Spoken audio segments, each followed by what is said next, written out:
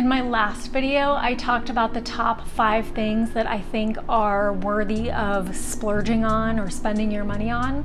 They're going to be big purchases, but they're necessary.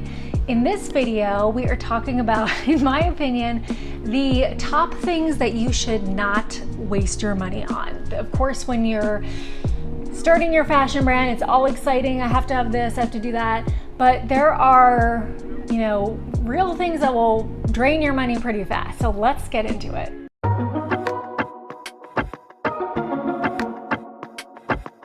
Hi guys, welcome to today's episode of The Thread. My name is Kendall. I'm so excited to be with you today. My last video, I was back after taking a few weeks off to move. I know I still don't have the best setup here. This couch is kind of cutting my head off here, but we're going with what we can do today because my apartment is a mess. You're also going to see a little dog butt over here, so I hope you like that. Today we are getting into, in my opinion, the top things that you can easily waste your money on, but you shouldn't. So let's get right into it. All right. Oh, and by the way, if you didn't watch my last video on the things that you should spend your money on, I will link that right here. So number one is going to be a giant collection. When I first would interview people that I was going to mentor that might join the program, everybody wanted like a giant collection or a ton of offerings. I'd say, okay, what do you want to do? What's your vision? What are you thinking? They'd say, okay, I want purses, shoes, women's wear, men's wear, kids wear, underwear, like literally everything. And then when I started working with them, we discussed how you need to start small, you need to pick a niche, you need to narrow your focus. But a lot of people, I think it's just instinct to think, okay, more offerings means I'm going to get more customers and more variety. People like more variety, people like more choices. That is true, but that is the way to really drain your money really quickly. You do not need to do all that either. I'll also link my episode on picking a niche because really narrowing your focus is going to be more advantageous for you for a lot of reasons. And of course, one of those reasons is saving money. It's a lot cheaper to start smaller with just a smaller collection. That way you can kind of connect to your audience that really wants those things. You can kind of see what parts of it they like and what they don't. And expanding into a large collection is really something for many years down the road, right? You'll have more of an audience. You'll have the funds to do it. You'll have the eyeballs on your brand, and you'll just have a really good handle on what people actually will buy from you rather than throwing everything at the wall and seeing what sticks. I'll also link my video on how to create a good first collection because I do go a lot more into depth on that. So I'd say that's my number one thing that you want to avoid is a huge collection. And number two is kind of along the same lines is a ton of inventory, right? A lot of people are like, well, I'm going to get a good deal on this. My stuff is going to go viral. My stuff is really going to sell because I have all these people interested that I've told about it. I have all these people on my email list. That does not mean that you are going to sell a ton of inventory once you launch. In fact, you might have a pretty good first season because people are excited. The second season is probably going to slow down a bit. So I would be really careful with the amount of inventory you produce. And by that, I mean the number of physical products you produce. So when you start talking to factories or manufacturers, you'll encounter probably a lot that say, oh, we only produce, you have to have 500 pieces per style, that's the minimum, or 1,000 pieces per style, especially if you're going overseas, they have really high minimums. And that's the point where you say, thank you so much for your time. I will let you know if I ever want to produce that large of a collection, and you politely walk away because you are not going to do that for your first collection. That is too huge. You need to start really small. I recommend, trying 100 pieces per style, maybe 200 pieces per style if you have a good audience, because if you think about it, what if you have 6 styles and you're doing 200 pieces per style, that's 1,200 pieces you have to pay for, right? And you might decide, oh, I want actually 200 pieces in black and 200 pieces in pink. And that, that doubles it. So it gets really expensive really fast. And that's why I think it's a big fat waste of money to produce a ton of inventory for your first run. Start small, trust me on this, and just see what works and what doesn't, right? See how people respond to things. You can always produce more a second season. And in fact, it's a little more exciting for people, when you run out of stuff. It's actually a tactic that some brands use, is to produce way less than they know will sell. And that way people are like really enticed to buy the next one. Oh my God, I'm going to sign up for the email list. I'm going to buy the next thing, because it's like a scarcity mindset.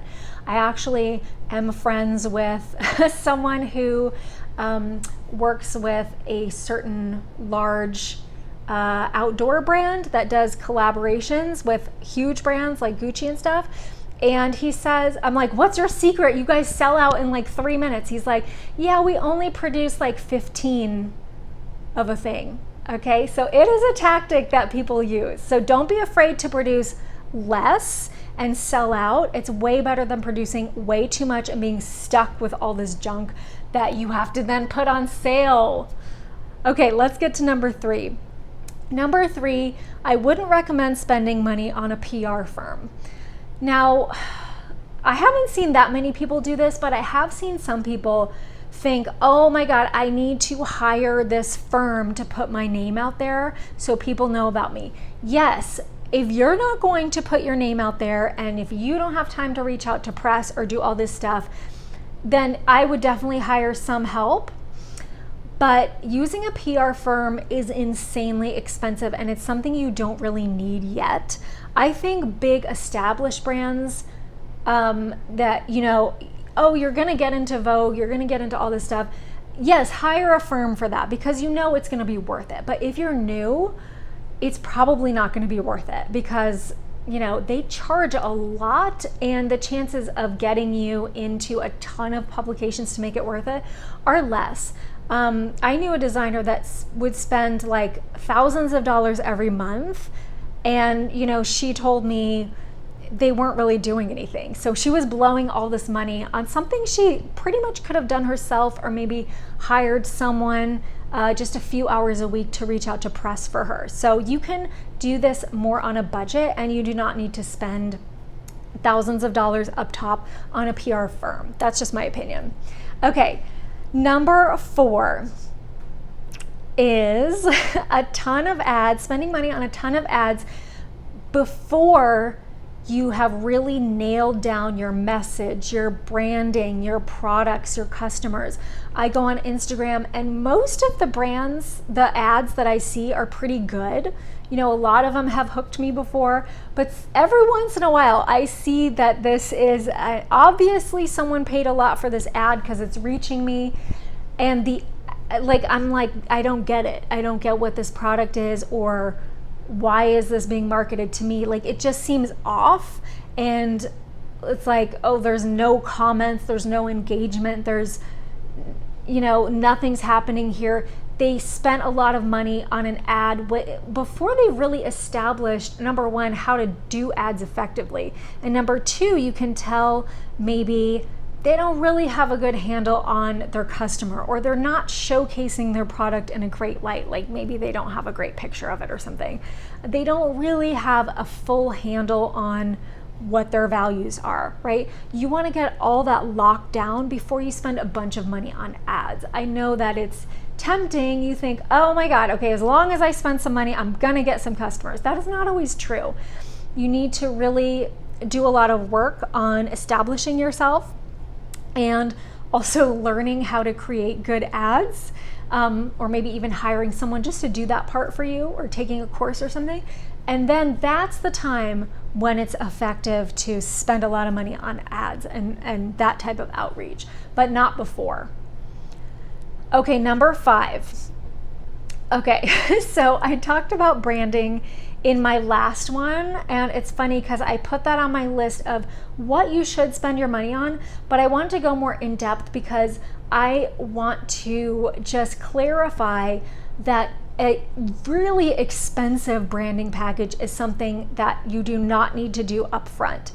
Yes, I advised in the last video to spend something on branding because you want to get it right? If you're not going to be good at branding or you don't have the time to do this right, throw some money at it, hire somebody, but don't spend over $600, $1,000. I'd keep it pretty low until you really, again, have a handle on who you are, what you offer, what your values are. You have great photographs to go with this.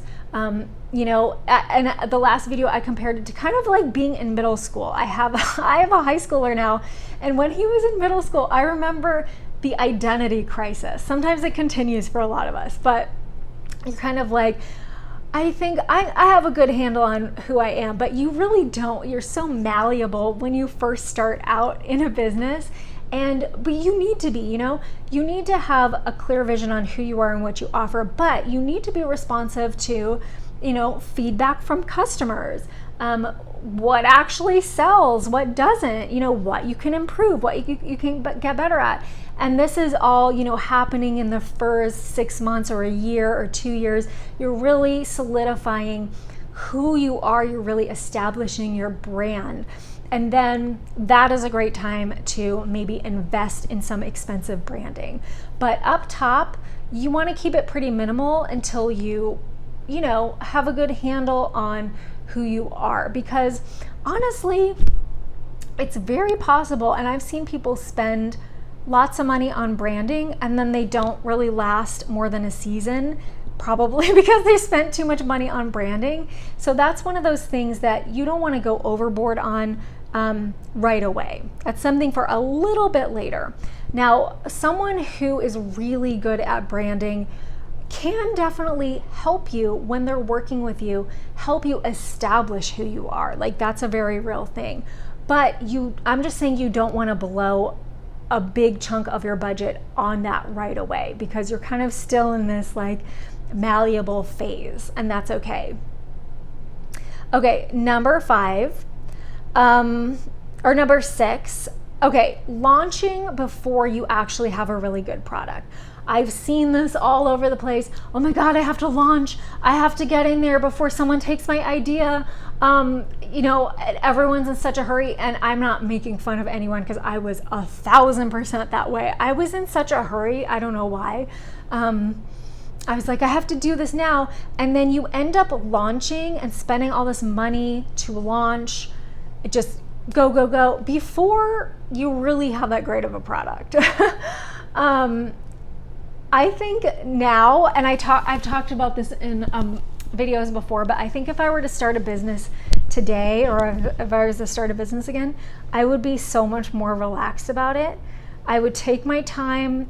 I would get everything right. I would get everything as close to perfect as I can, and just really launch when the timing is right, when all of that stuff is in place. Because when you're launching and you're spending all of this money for production, producing all your pieces, and it's just not that great yet, or you kind of rushed the fitting process, your pattern and sample making, you kind of rushed through picking the fabric, like, oh, I didn't test it, but I'm just gonna assume it's fine. It could be a waste of money, because if you deliver a product that's subpar, you're not gonna get repeat customers. So that's my advice. Don't spend the money on launching and production yet until you really feel like you have an amazing product. Okay, last one. I didn't really know what to call this, but this is just the category of dumb stuff that's not needed. So what came to mind instantly is, this was not somebody I mentored, but somebody I knew who was wonderful, had a great brand. But for some reason, she had a limited amount of money, and she decided to spend $1,500 for someone to make a website. Okay, but it wasn't just her website. That would have been fine. It was to make a blog. why? And she wasted like such a significant chunk on this development of this blog, and then I don't think she ever posted on it. I mean, who really takes the time to start up that expensive of a blog? So the money went for the web designer, which it looked great, don't get me wrong, but I was like, why didn't you spend that on your actual Shopify website? You know, there's just like things like this that people think are gonna be a great idea and they're really not needed. And so I think if you're on a budget, which most of you guys watching are gonna be on a budget, go through and really be honest about what you need to get this business off the ground. What you need and what you really don't need to waste your money on. And things like a blog that you never even post on is just one of those things that's not worth it. Okay, so I hope that helped you guys. If I forgot anything, or if you have any opinions about something that should be on the list, let me know in the comments, because I would love to do a part 2. I'm sure there are many more things I didn't think of. And yeah, thank you so much for joining me. Please like and subscribe and comment. It really does help me grow and know that you guys want more of this and be able to offer this stuff for free. So yeah, thank you for doing that. And I will see you guys in my next video really, really soon.